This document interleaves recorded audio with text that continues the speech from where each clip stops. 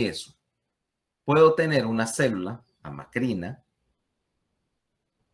detectando esta secuencia, mira, detectando esta secuencia de puntos de negro que representa el borde, vaya, de mi camisa, y al mismo tiempo inhibió todo lo que está al lado.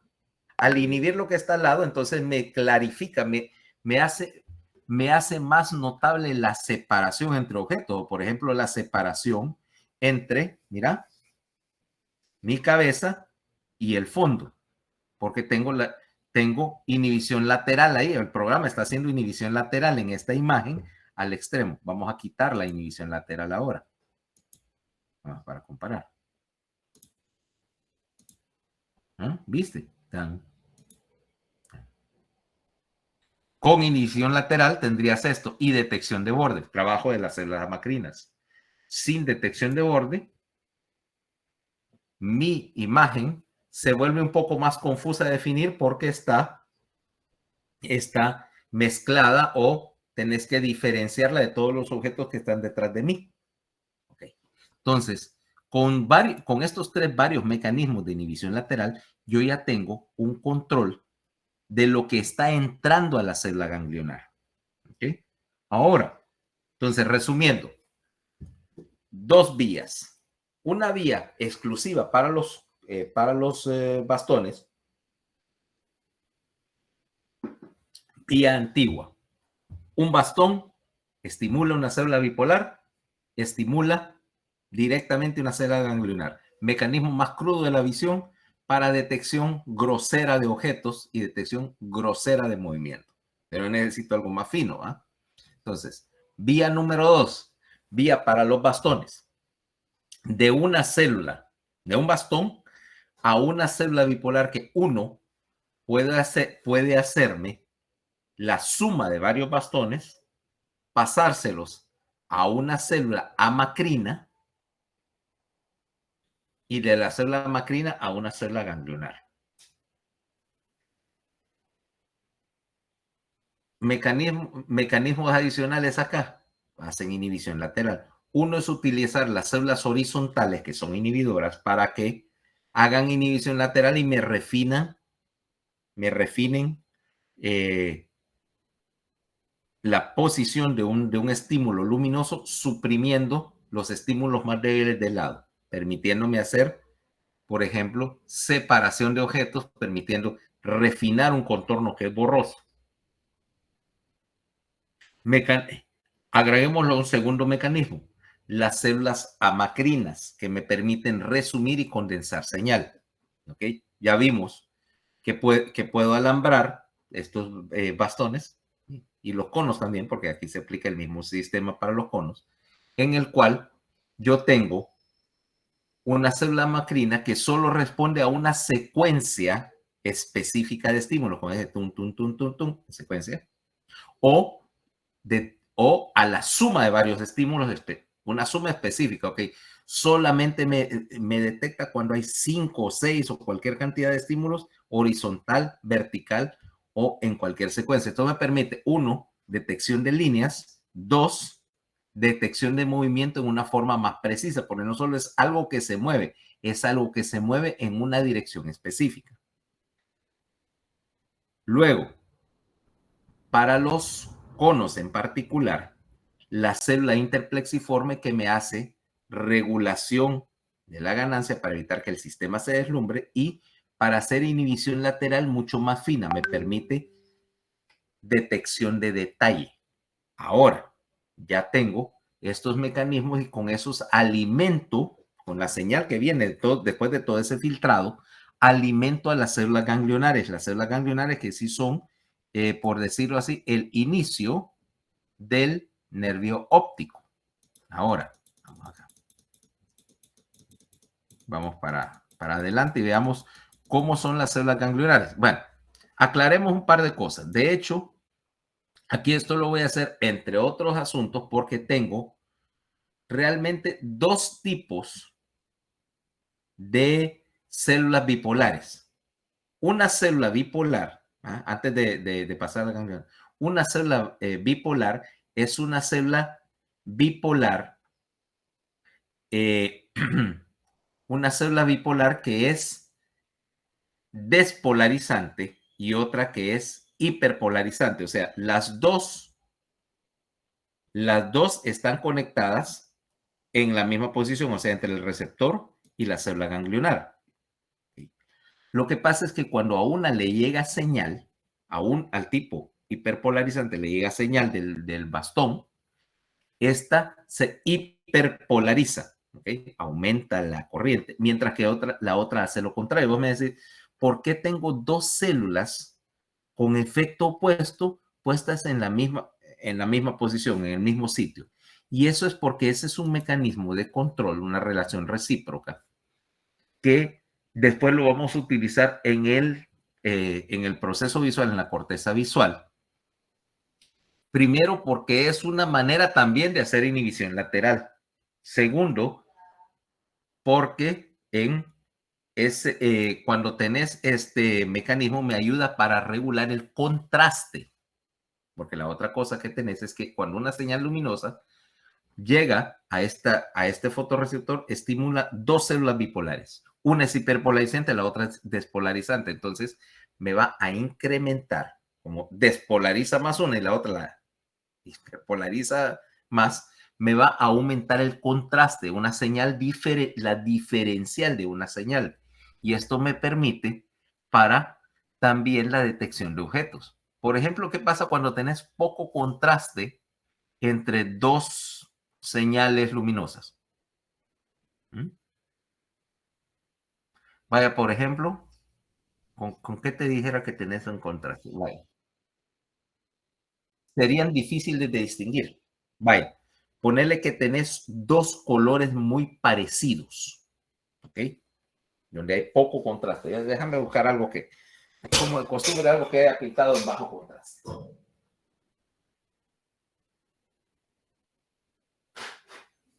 Por ejemplo, aquí. Ves que hay dos colores de pintura, pero, tal vez si lo deja ahí, pero hay muy poco contraste entre ellos. Y si los veo a cierta distancia, casi no se distingue. O sea, solo con condiciones adecuadas de luz diría que son dos colores, sino de lejos parece que es uno solo. Y fíjate que la cámara refuerza un poquito el efecto del contraste. Ahí parece que es un solo tono de iris, ¿va? Pero si lo acercas te das cuenta que hay dos. Bueno, es verde más que gris. Eso implica que hay poco contraste. Ahora, si utilizara, por ejemplo, de verderizado, un verde chícharo y un gris oscuro, el contraste sería mucho mayor y te ayuda a diferenciar dónde termina uno y dónde termina el otro. Cuando vos utilizas una célula, estos dos tipos de células bipolares, una hiper y otra despolarizante, artificialmente aumentas el contraste, te permite distinguir objetos, incluso cuando el borde de un objeto, cuando la separación es bien poca o es bien cercana, este mecanismo me ayuda, como quien dice, a definir más las cosas. Requiere de un poquito de adaptación. ¿Okay? De hecho, si yo miro esto pasar, mira, viera el avión pasar rápidamente así,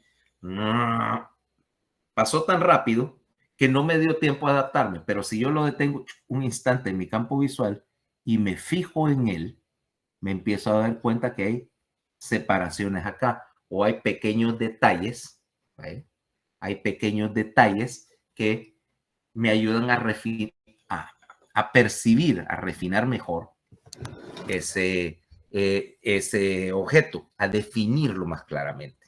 Okay. Ahora, caemos con el siguiente punto. Alimentamos entonces con todo este sistema a las células ganglionares. Y las células ganglionares que, como te decía, formaban eh, la cabeza, el inicio del nervio óptico. Ahora, las células ganglionares no todas son iguales. Hay tres tipos o tres familias de neuronas ganglionares. Okay. Ahora, estas células ganglionares las vamos a encontrar las vamos a llamar de tres tipos. Se llaman células W, células X y células Y. los tres tipos de células ganglionares coexisten, o sea que una célula amacrina puede estar conectada a más de una célula ganglionar. Empecemos por la primera, la célula W. La célula W son las más pequeñas de las tres, o sea, aquí a diferencia, fíjate, a diferencia de lo que hemos visto en nervio periférico, en las... vos decís, en un nervio periférico, por ejemplo, todas las fibras, bueno, son del mismo tipo y generalmente son del mismo diámetro. O sea, si yo agarro un fascículo del nervio radial de alguien, yo vería que todas las fibras son bien consistentes, pero aquí en el nervio óptico las fibras son de diferente tamaño. Las más pequeñas y más lentas, que conducen unos 8 metros por segundo, es lo que llamamos la célula W. Las células W me representan más o menos el 40% de las fibras ahí en el nervio. Estas son las que están principalmente recibiendo señales de los bastones, o sea, de las células bipolares pequeñas que alimentan los bastones y de algunas de las células amacrinas, en particular las que detectan líneas, Ahora, estas células W, miento, las que detectan líneas, las que detectan movimiento, pero las que son secuenciales. Las células W tienen una particularidad, recogen señal de un montón de células. Acordate que varias células bipolares pueden estimular una ganglionar y las células ganglionares W recogen señal de un montón de células, por lo tanto de un montón de fotorreceptores. Ahora, ¿estas para qué me sirven? Estas células W me van a servir para la detección grosera del movimiento. O sea, yo veo algo que se mueve en mi campo visual o veo un bulto mal definido en mi campo visual que se está moviendo. O sea que originalmente este era el sistema de transmisión de señal más primitivo que había. Más primitivo porque imagínate, aunque no es cierto, ya se ha postulado que no es cierto, ponerle un organismo primitivo cazador por movimiento. Vaya, ponerle un tiburón. Un tiburón o un, ¿cómo se llama? Un tiranosaurio. Tiranosaurio solamente le interesa saber que algo se está moviendo en su campo visual. ¿Dónde está y en qué dirección se mueve? Porque solamente tiene un pensamiento en su mente, que es meterle un mordisco. Al tiranosaurio le puede valer más si lo que va a mordisquear es un brontosaurio o un apatosaurio o un, ¿cómo se llama estos de la cabeza dura? Ay, hombre, que tienen la cúpula en la cabeza. Se me olvida. Ya sabes cuáles. Ya sabes cuáles. Ya salieron en Jurassic Park. Le da igual. Es un objeto que se mueve y posiblemente comestible. O para ese efecto, si tenés tu célula W y ves esto moviéndose en tu campo, que obviamente una sombra en tonos de gris que se mueve acá. Ahora, yo sé que es algo que se mueve, pero no podría definir si es este avión o un avión de pasajeros. Para mí es algo que se mueve en mi campo visual. O sencillamente que por alguna razón se con un zanate aquí en mi oficina. Da igual. Es el mecanismo más primitivo, solo para detectar que hay algo ahí y si se está moviendo hacia dónde. Nada más. Si querés percibir detalles, necesitas recibir la información del siguiente grupo de células, las células ganglionares de X. Las células ganglionares X son del 50 al 55% de las fibras del nervio óptico, son más gruesas, ¿ok? Ahora, una célula ganglionar mide unas 10 a 15 micras y transmiten al doble casi de velocidad, transmiten a 14 metros por segundo.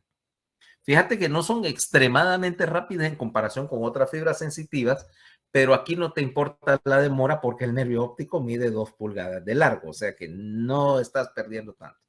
Las células X ocupan lo que se llama un campo retiniano pequeño.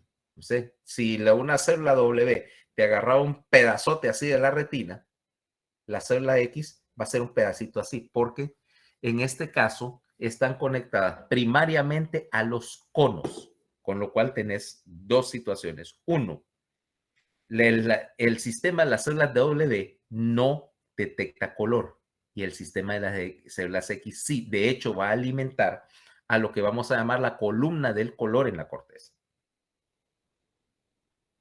La columna que me analiza y me define colores. Dos, también me alimenta, tanto en la corteza como en el núcleo geniculado, me alimenta aquellos circuitos que me van a percibir detalles. Ahora sí, con las células X, yo ya puedo saber que este objeto que se está moviendo, en primer lugar, que es verde y gris, o bueno, color de esos, sobre blanco, y puedo percibir los detalles, qué sé yo, los alambres, los cilindros del motor, lo que quiera ver, y puedo de hecho tener suficiente detalle para identificar exactamente qué tipo de avión es, incluso leer la matrícula si tengo suficiente tiempo y agudeza visual. O sea que ahora tengo un sistema grosero para la detección de objetos y un sistema más fino para el procesamiento de detalles, coexistiendo los dos, ¿ok?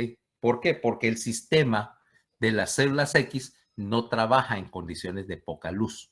Cuando no hay suficiente luz para estimular los conos, el sistema sencillamente no está transmitiendo y depende solamente de tu sistema W. ¿Te acordás lo que te decía? Que tu resolución de imagen iba a bajar en condiciones de poca luz. Bueno, ahí está la razón. Luego, tenés un tercer sistema de células ganglionares, que es las células Y. Las células Y son las más rápidas, ¿ok? Estas son bien poquitas, son del 5 al 10% de las células que tenés formando el nervio óptico. Las células Y transmiten a 50 metros por segundo y por lo tanto son capaces de responder a cambios rápidos en la imagen. Por lo tanto, estas células Y normalmente van a responder. Bueno, empecemos porque, número uno, otra vez, las células Y ocupan campos amplios, o sea, detectan sectores grandes de la retina. Unos como de bastones, pero todas las células Y tienen que haber pasado primero por una célula amacrina, ¿ok? No hay conexiones directas entre la célula bipolar y la célula Y. Toda la señal que entra a una célula Y pasó primero por una célula macrina. Y estas me van a, me van a servir para hacer dos cosas. Uno, para detectar la aparición de un objeto en el campo visual, detectarlo rápidamente. Vaya, suponete que, otra vez tomemos el avioncito, y este viene a todo trapo, y de repente, ¡pum!, ¿viste algo pasar? Bueno, no a todo trapo, estos eran famosos por lentos, ¿va? Pero una cosa es que esté apareciendo en tu campo visual y lo veas pasar y otra que, o viste algo moverse rápidamente por tu campo visual, que sea una mosca. Esos cambios rápidos, el problema es que, número uno, tus sistemas W y X no son lo suficientemente rápidos para registrarlos, pero este sí, el sistema Y. Además, como ocupan un campo amplio en la retina, son capaces de detectar algo que ocurrió en cualquier punto del campo visual. Tres, me responden a dos cosas. Uno es a esta detección de cambios más que de movimiento, porque no son muy buenas para detectar la dirección, solamente me detectan que algo apareció. Dos, responden rápidamente a los cambios de luminosidad, ¿ok? Porque una de las primeras cosas que pudiera indicarte, por ejemplo, la presencia de un objeto, es que tengas un reflejo de luz. Y los cambios en la luminosidad también los estoy utilizando para determinar, por ejemplo, la aparición de una sombra, determinar la posición de un objeto, o sea, el concepto de tridimensionalidad o de sombra y contraste para detectar la forma de un objeto. Ahora, Estas células Y me van a alimentar, entre otras cosas, aparte del sistema visual, también son el estímulo principal para el sector, por decirlo así, automático de la visión.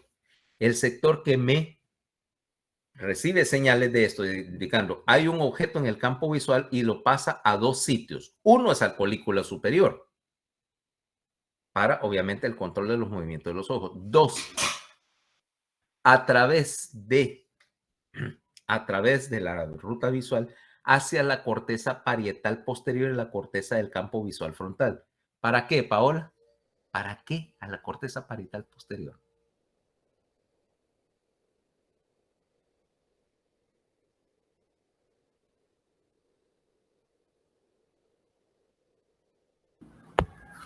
Porque ahí se da el procesamiento de la visión.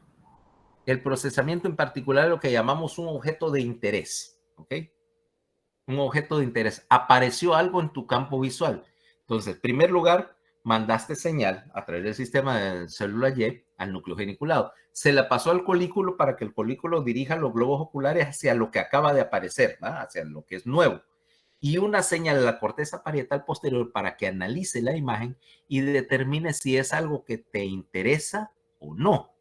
Vaya,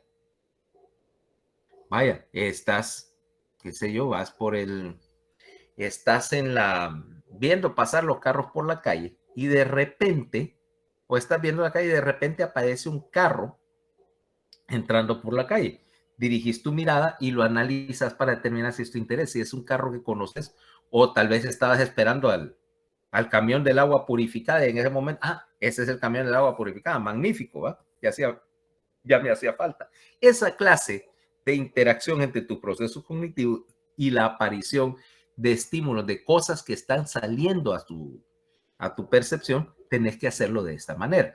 Entonces, estas células Y me están alimentando primero ese sistema de seguimiento de la mirada. Dos, me están ayudando a detectar los cambios de luminosidad o los cambios rápidos en el campo visual para hacer detección, por ejemplo, de brillo, de detección de objetos y definición, por supuesto, de lo que llamamos sombra y contraste. Fíjate que todos estos mecanismos, ya que hablamos, movimiento, color, formas, detección de líneas y bordes, son cosas que van preprocesadas porque la corteza visual primaria va a manejar exactamente eso.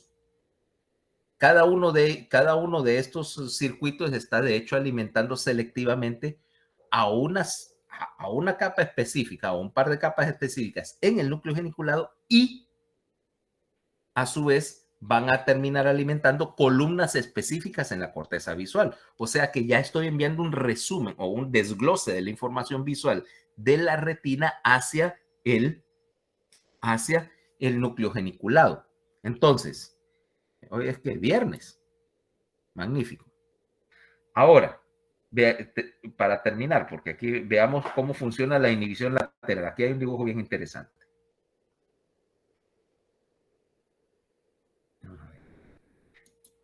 Vamos a ponerlo para que ya terminar y el lunes vamos a hablar del procesamiento cortical. ¿Okay? Primero de la visión y ahí vamos a empezar a agarrar los sistemas motores. Entonces, ahí tenemos, mira el ejemplo, cómo tenés. B es una célula bipolar, H es una célula horizontal. Mira, por ejemplo, acá, cómo viene la señal de 3 bastones. Excitador.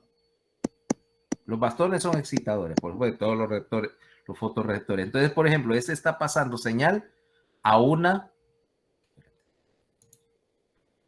célula bipolar. El flujo de señal le diría a una célula bipolar y a una célula ganglionar. Ahora mira qué es lo que pasa. Cuando vamos a ponerle número a estos bastones, 1, 2 y 3. Cuando 2 está transmitiendo directo. Pero cuando 1 y 2 transmiten al mismo tiempo, 1 excita una célula horizontal que inhibe a esta. Por lo tanto, solo la señal de 1 pasó y la de 2 se detuvo. ¿Okay? Lo mismo con 3. 3 tiene una horizontal y puede inhibir a cualquiera de las otras dos. Por lo tanto, en un modelo como este de inhibición lateral, solamente una de las tres células, ya sea 1, 2 o 3, puede transmitir a la vez. ¿Ok? Ahora sí ya, esta es la mejor manera de explicar inhibición lateral. ¿Ok? Ahora, eso quiere decir que solamente una señal, y entonces imagínate aquí qué es lo que pasaría, para que me entendas lo que decía el refinamiento del ruido de fondo. Si yo tengo una señal y aquí tengo un borde bien borroso, mira, porque estoy excitando muchas células a la vez y muchas contribuyen, entonces tengo algo parecido. Pero hago inhibición lateral y refino este borde borroso a ya. ¿Ok? Entonces, ahora sí, ya tengo este mecanismo. Ya tengo este mecanismo y me permitió tener una señal mucho más clara. Entonces, ¿cómo se llama? Las respuestas, ¿no? Las respuestas de de estos tres tipos bueno, para terminar, con la célula ganglionar, la respuesta de estos tres tipos de células ganglionares están transmitiendo simultáneamente al núcleo geniculado lateral. Tengo sistema W enviándome información, principalmente de bastones, pero en general de todos. El sistema X transmitiéndome información de detalle, por lo menos cuando hay suficiente luz para ver, y el sistema Y implicándome cambios rápidos. Y como la respuesta Y es bien rápido, te permite, por ejemplo, ver algo que se mueve tan rápido que los otros dos sistemas no lo detectan. Vaya, una mosca pasar. Tal vez no pudiste percibir detalle en la mosca, pero sí detectaste a que algo se moviera rápidamente.